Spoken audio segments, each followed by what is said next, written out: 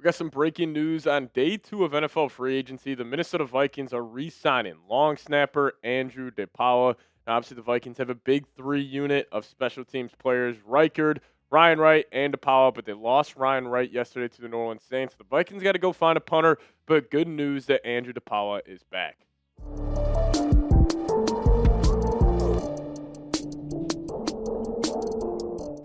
What's going on, everybody? You are watching Vikings Now by Chat Sports. My name is Patrick Seatman, and coming up on today's show, we got a Kyler Murray update coming in from Ian Rapoport on when he could possibly sign with the Minnesota Vikings. Then I do want to dive into some of the top free agents that are left here on day 2 of NFL free agency on the second half of today's show. Let's talk about Kyler Murray. So Ian Rapoport is saying that the Vikings will meet with Kyler Murray once he is officially released tomorrow. So I am assuming this deal will probably get done tomorrow night. If I had to give my best guess, probably around 6 or 7 o'clock Central Time on Wednesday night would be when this deal gets done. Now, maybe Kyler wants to go take another visit with a team like the New York Jets potentially, but all the reports are indicating that Kyler will be a Minnesota Viking. The players on the Vikings want him to join this football team.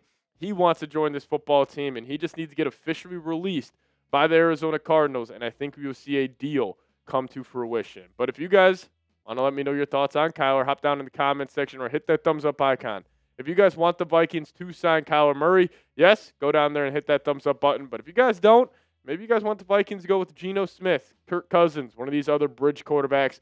Let me know your thoughts down below. But hey, I'm expecting a whole lot of likes on today's show because Kyler Murray is by far the best option for the Vikings at the QB spot. So there are 3 teams, in my opinion, who still need a quarterback. Now, 1 obviously being the Minnesota Vikings, 2 being the New York Jets, and 3 being the Pittsburgh Steelers. We can all assume that the Pittsburgh Steelers are going to get Aaron Rodgers back. But if they don't, they would be a huge wild card in this whole Kyler Murray, Kirk Cousins, Geno Smith sweepstakes, if you want to call it that. The New York Jets, they also still need a quarterback. I would find it hard to believe that Kyler Murray is going to go from the Cardinals to the New York Jets. So out of all 3 of these teams, unless Pittsburgh doesn't get Rodgers, I mean, the Vikings, even if Pittsburgh needs a quarterback and they offer Kyler a deal, the Vikings are the best landing spot by far. With the infrastructure, with the weapons, with the defense, with Kevin O'Connell, this team went 9-8 with some horrible quarterback play last season. A guy like Kyler Murray is probably saying, well, I'm better than J.J. McCarthy. I'm better than Max Brosmer and Carson Wentz. They won 9 games last year with that team. I could at least go win 11, 12 games potentially. And the Vikings, I'm not saying they got lucky on day 1 of free agency, but they made it pretty clear that they are the front runners for Kyler Murray. The Dolphins, maybe they were a team that could have some interest in Kyler.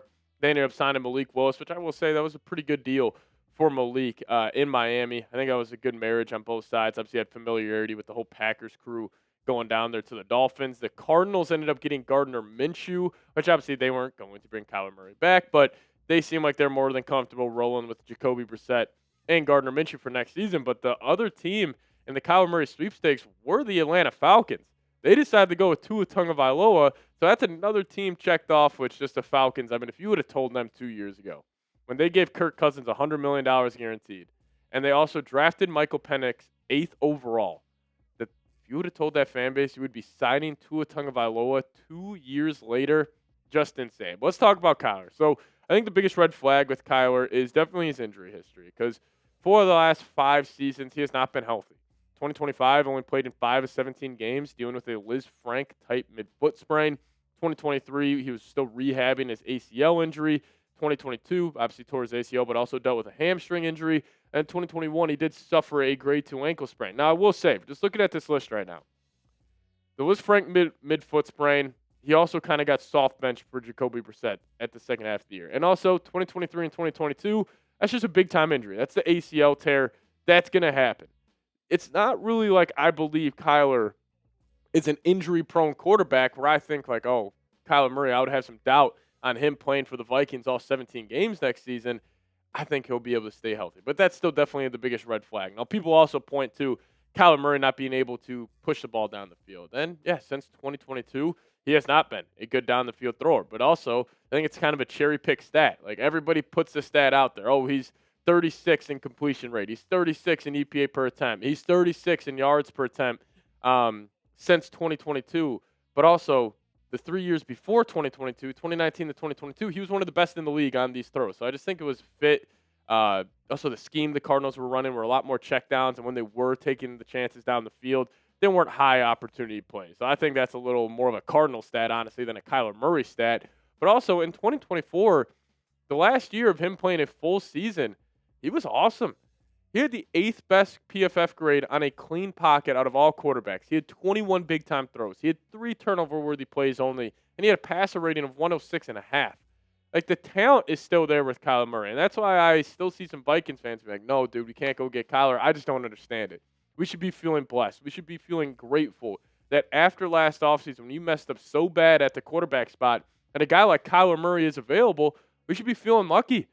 Because I think the biggest reason why Kyler's stock is so low is not because of him. It's because of the Arizona Cardinals. The Cardinals without Kyler Murray since 2020 are the worst team in the National Football League. He was playing on the worst team in the National Football League. 5-25 is worse than the Jets. 5-25 is worse than the Giants. It's worse than the Cleveland Browns. He has been the only positive on this Cardinals team in this entire franchise since 2020. Vikings are getting a gift here. I would bring in Kyler Murray right as he gets cut by the Arizona Cardinals. But we will be live today at noon here on the channel. So make sure you guys hit that subscribe button and tune in. We'll be breaking down the latest on free agency. We were live for about 6 hours yesterday, so that was a bunch of fun as well. But we will be live here on the channel, so tune in then. We'll be probably live from, I'd say, about noon to 4 o'clock. So make sure you guys tune in and hit that subscribe button as well. And we'll talk about some free agents here in a second. I want to give a massive shout out to today's presenting sponsor, and that is Factor Meals. And if you guys head to factormeals.com/VikingsChat50 off and plug in promo code VikingsChat50 off, we will hook you guys up with 50% off and free breakfast for a year. Now, the cold days are here, and if you guys still have some big-time goals but no time to cook, well, Factor makes healthy eating easy with fully prepared meals designed by dietitians and crafted by chefs. So eat well without the planning or cooking. Factor has quality, functional ingredients, including lean proteins, colorful veggies, whole food ingredients, and healthy fats. The best part is they have no refined sugars and no artificial sweeteners, and also no refined seed oils as well. So check out their 100 rotating weekly meals to keep things fresh and delicious through winter. Head to factormeals.com/VikingsChat50 off.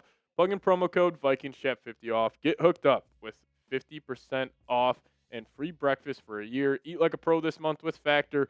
New subscribers only. Varies by plan. 1 free breakfast item per box for 1 year while your subscription is active. All right, so let's take a look here at some of the top free agents remaining and if any of them make some sense for the Minnesota Vikings. So the number 1 free agent left is Trey Hendrickson. Obviously, the Vikings having Grenard, Dallas Turner, Andrew Van Ginkel. They're not going to be in the Trey Hendrickson sweepstakes whatsoever. But then you obviously got Kyler Murray. Vikings are all in on him. Rasheed Walker, Vikings are good at tackle. A guy like Riq Woolen, I would have some interest in if the Vikings didn't already sign James Pierre, but since they already locked up Pierre, I don't think Riq Woolen makes too much sense considering he's probably going to get, I'd probably say around $12 million per year. So I don't really think Riq Woolen is on the Vikings' radar as it stands right now. Braden Smith, again, another offensive tackle. Vikings aren't interested in that either. Now, Tyreek Hill is an interesting one. Obviously, the Vikings lost Jalen Nailor, their wide receiver 3 yesterday, to the Las Vegas Raiders. Tyreek Hill, just like Kyler Murray, grew up a Minnesota Vikings fan, but again, Tyreek's got too much off the field stuff going on. He's also coming off shattering his leg, and a guy who relies on his speed. I just think there's too many red flags around Tyreek Hill for me to consider bringing him in for the wide receiver 3 spot. You also got Bradley Chubb, same thing. Vikes don't need an edge. Jawan Jennings, I just think he's too expensive for a wide receiver 3 for the Vikes. He'll probably get around $14 million.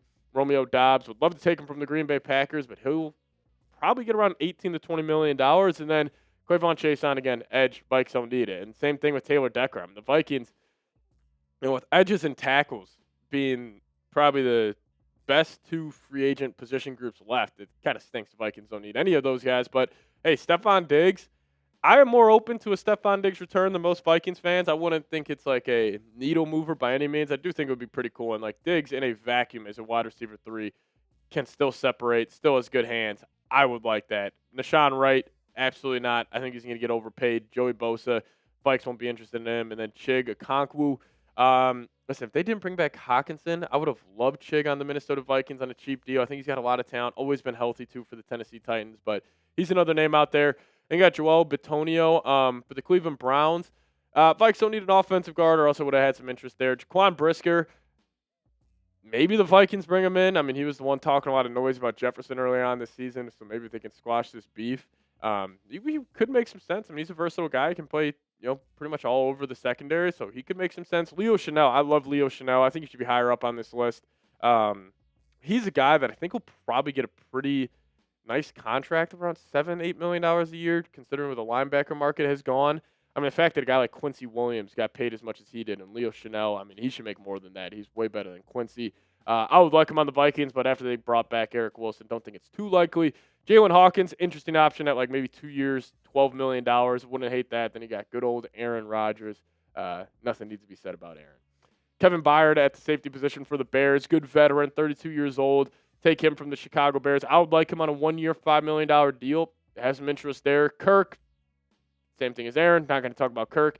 Deebo Samuel, I would actually have some interest in Deebo Samuel. If the Vikings want to get more physical offensively, have a good wide receiver 3, Deebo is he is still a badass. And then also Dallas Goedert, tight end for the Eagles.